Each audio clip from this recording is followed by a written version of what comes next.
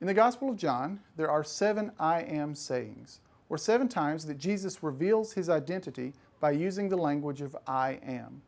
And those 7 I am statements are, I am the bread of life, I am the light of the world, I am the gate for the sheep, I am the good shepherd, I am the resurrection and the life, I am the way, the truth, and the life, and I am the true vine. These sayings are spread throughout the Gospel of John, and each one pops up at a time when Jesus is trying to communicate who he is, trying to communicate his identity. And I don't mean who he is like, hello, my name is Jesus, I'm from Nazareth. Not like that. Jesus is trying to communicate who he is as God with us and God for us. The Gospel of John tells us that in the beginning was the Word, and the Word was with God, and the Word was God. And we know that Jesus is God, God with us and God for us. So as Jesus was trying to communicate that to people, he would turn to the language of I am, saying things like, I am the good shepherd and I am the bread of life. And Jesus used the language of I am because it has strong Old Testament roots connecting it to the identity of God. If we go all the way back to Exodus chapter 3, God appeared to Moses in a burning bush and told Moses to go and confront Pharaoh and say, let my people go. Moses, understandably, had some concerns about this and so raised a few objections. If we go to Exodus chapter 3, verse 13, this is what we'll find. But Moses said to God, if I come to the Israelites and say to them, the God of your ancestors has sent me to you, and they ask me, what is his name? What shall I say to them? God said to Moses, I am who I am. He said further, thus you shall say to the Israelites, I am has sent me.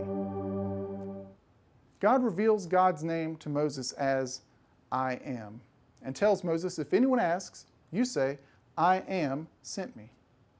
Now at first, I am seems like kind of a weird name, but it's a very fitting name for God because no other name would be fitting for God. If you think about it, my name is Jake, which means I am a particular human being named Jake. And there are billions of other human beings, but my name identifies me as this particular human being. But God is not one God among many gods. God is just God.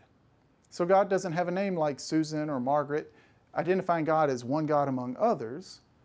God is just God.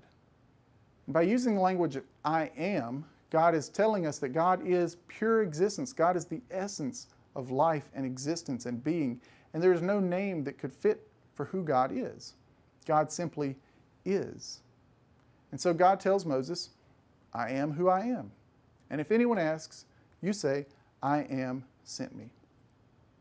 Now this is part of the Old Testament understanding of who God is.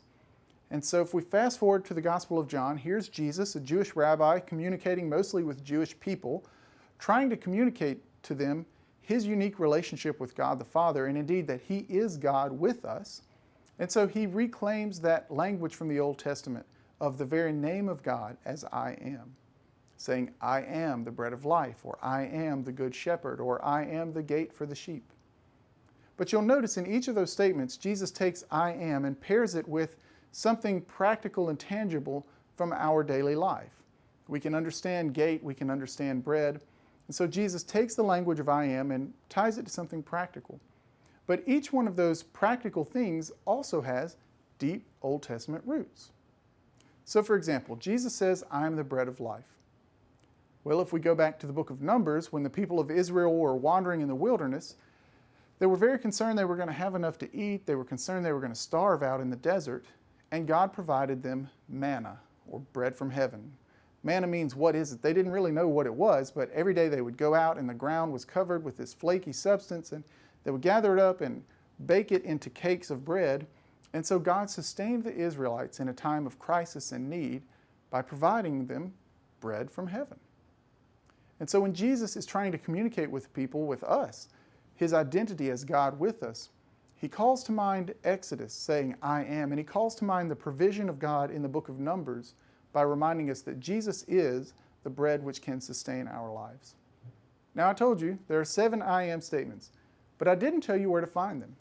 So I hope you'll get your Bible, go through the Gospel of John, and see if you can find each of the I am statements. And after you find them, Maybe ask a friend what they make of it. Try to find someone in your church or in your community to discuss these with so we can work together to interpret and discern what it means that Jesus is God with us.